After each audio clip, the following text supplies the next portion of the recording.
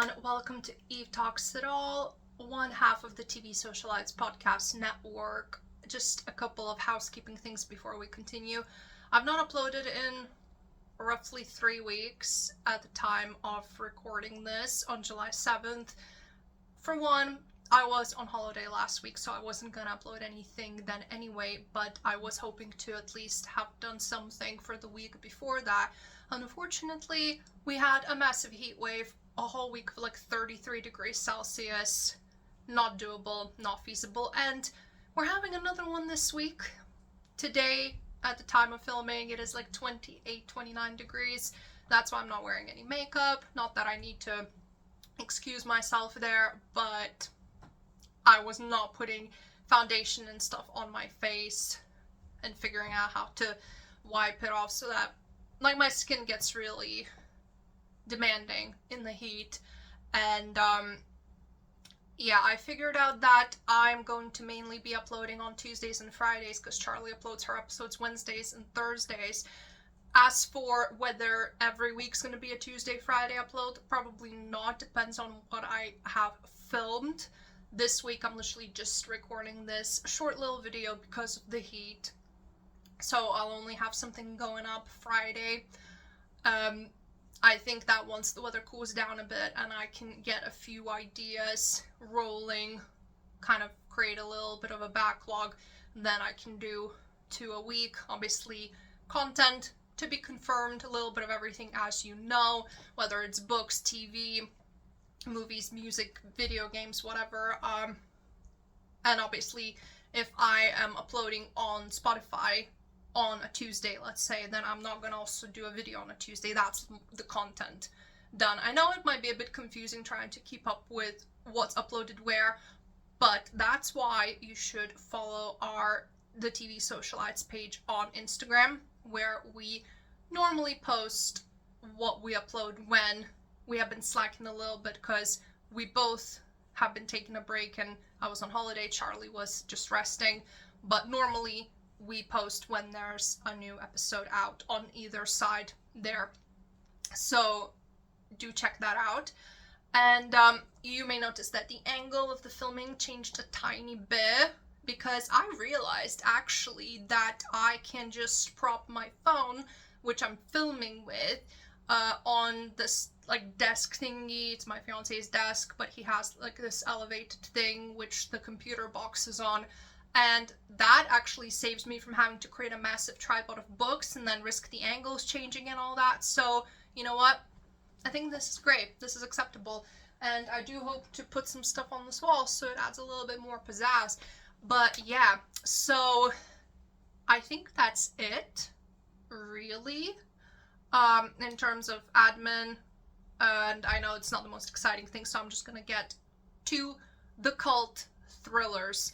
I do think that I made a video about this before. I don't remember if I kept it up or not, but it's just books that I've read since then that are some sort of a cult vibe.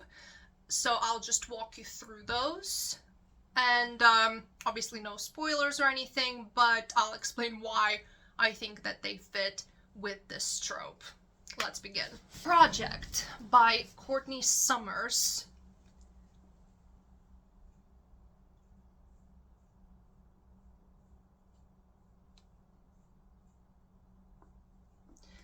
So we have B, who loses her parents in a tragic accident, and her sister Lo is in intensive care, and she wants to do anything for some sort of a miracle that would save her sister. And we have this guy, Lev Warren, who shows up and tells her, I can heal her, I can make her okay, I can make this happen if you come with me and be part of my commune.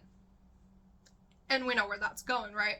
So B just disappears completely, and Lo wakes up to find that her parents are dead, her sister has fucked off somewhere, God knows where, and that's pretty much the context, because as the book starts, Lo is an adult with B, her sister just being completely lost to this cult, which is called the Unity Project, and she sees an opportunity to expose said cult when certain things kick off via a certain person saying bad things about it for the first time in ages, or rather the first time period, and she decides, you know what, this is the time to expose these people, all their shady secrets that she's been uncovering, and save her sister.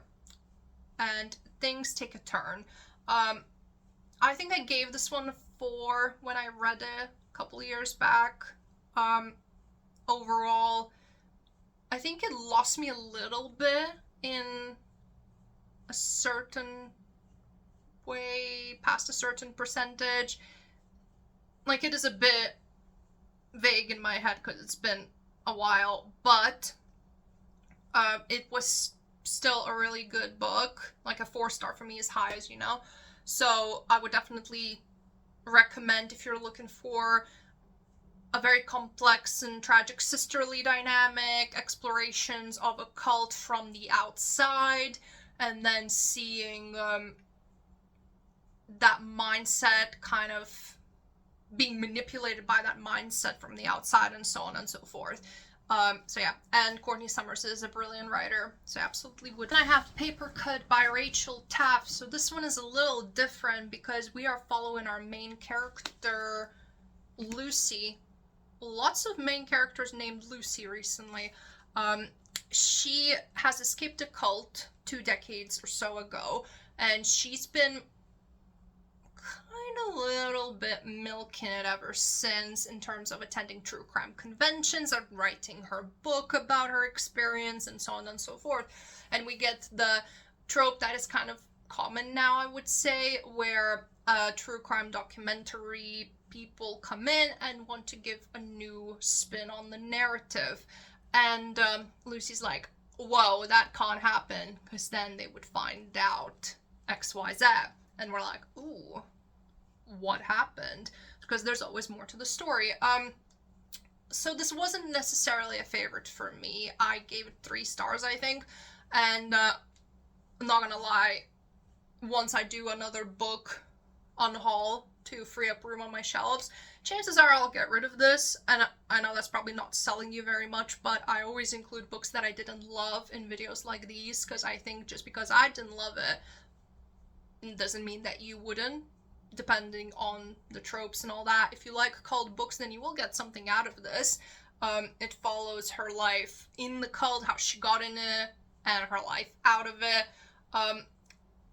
And the writing's fine. I think, for me personally, if you like characters that are very morally ambiguous to the point where you're not sure if you can root for them, then I think that you will really like this one. And the next one I'm not going to pull out because it's all the way down there, but it's actually Lock Every Door by Riley Sager. And this one, I would say that cult is a bit loose in a way, and obviously I'm gonna try to say without spoiling, but apart from other tropes, this is definitely like a missing person story. It's definitely like isolated, sort of almost like locked in story. It's poor versus rich story. But I think that just the whole vibe gives me, in a way, rich people are a cult when you think about it already. So, you know, something. So this book, the premise is that we have our main character, and she's down on her luck. She's been sacked from her job. Her boyfriend has been serially cheating on her with multiple women. She walks in on them, and when the story starts, she's already like been through all of those things, staying on her friend's sofa, when she receives this deal that she can house sit this massive apartment in the Bartholomew, which is the rich people complex in New York City. And if she does it for 3 months, she gets $12,000. And to rich people like that, it's essentially pocket change, but to her, it could change her life. And she's one of those main characters that has a certain sense of pride, because her friend's like, just stay on my sofa till you figure things out, it's okay. But she's like, no, I need to figure this out myself. And even if it's too good to be true, I have to do it, and it is too good to be true because there are rules. You can't spend a single night out of the apartment, you can't invite anyone over, and you can't you can't post on any type of media that you're living there. Basically, like, everything's very down low, and red flags are going off. But that's the thing, our main character is desperate, and she sees it as the only way to sort her life out.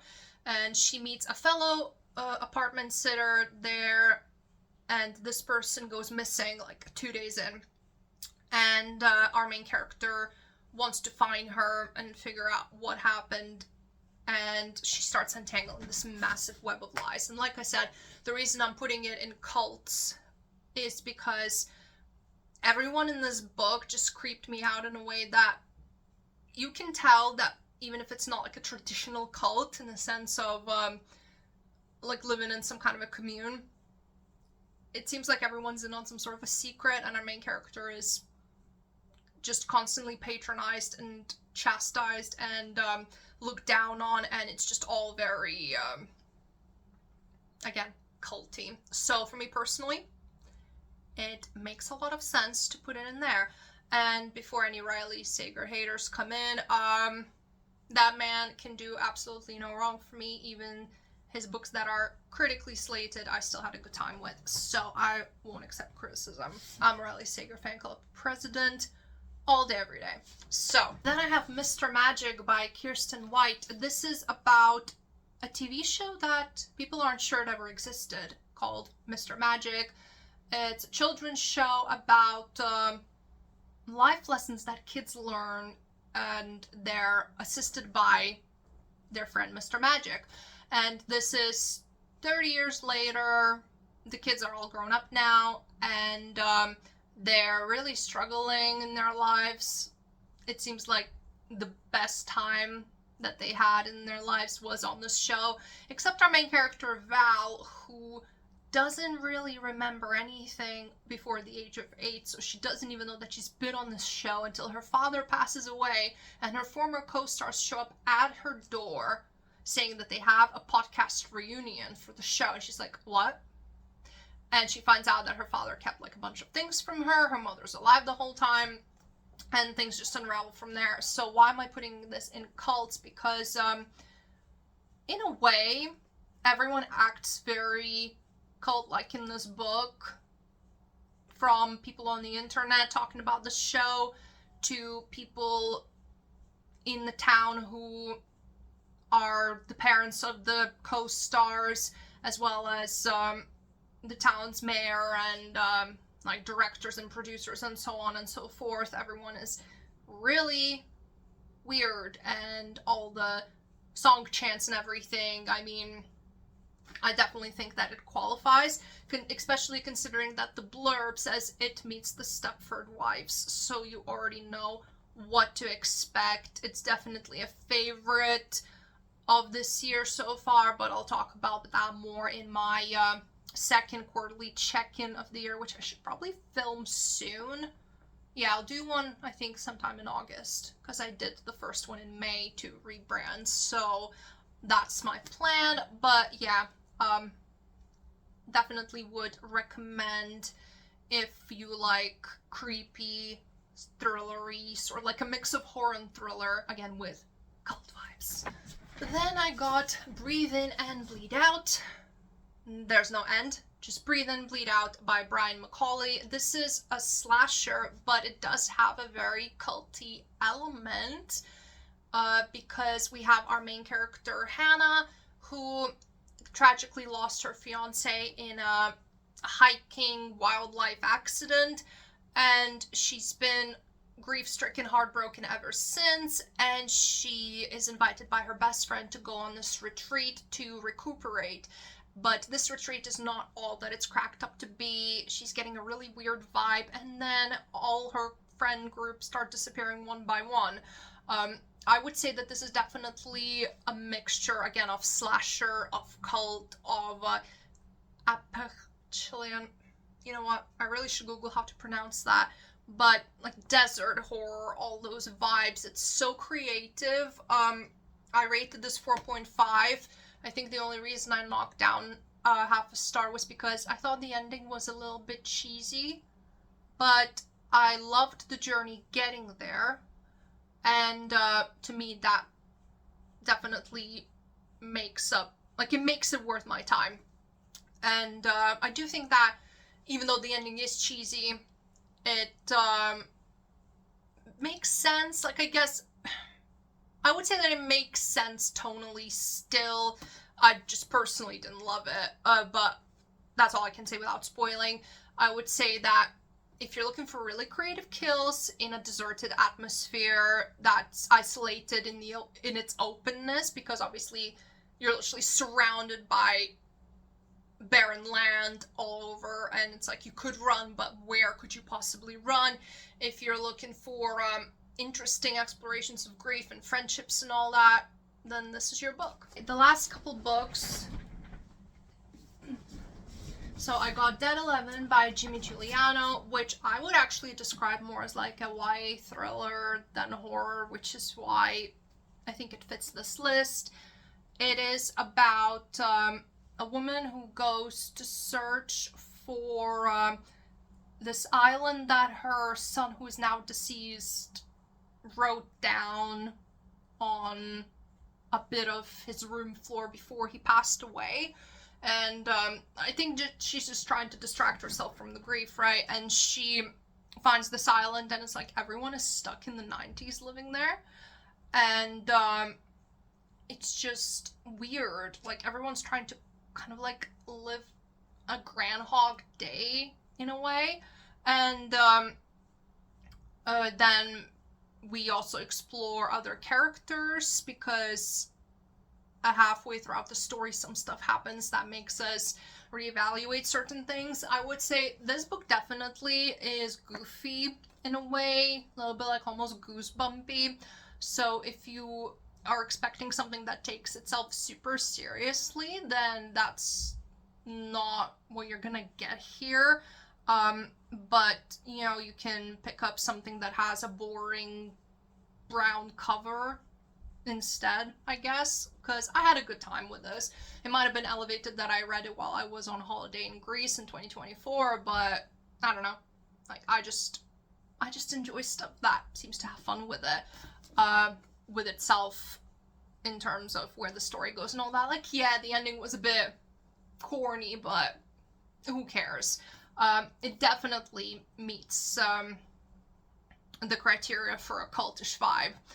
And then the last one that I don't have the physical copy of is The Lost Village by Camilla Sten, and this is about a documentary group that go explore this abandoned village in Sweden, and we also get flashbacks to the village before the people just disappeared from it, and all the weird vibes, like religious, cultish sort of vibes, stem from there. And I think I gave this 3 stars as well, and I don't massively remember it super well either, but I did read it like over 2 years ago. I just know that I really liked the atmosphere. For me, certain characters weren't that well developed, but it definitely meets the criteria for this list, so I thought I might as well just include it. If it's your thing, then do have a bit of a look at it. But yeah, this is a relatively short and sweet video.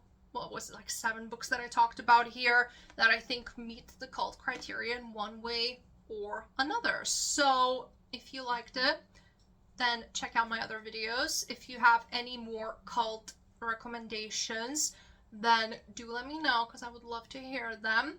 And I hope to see you next time.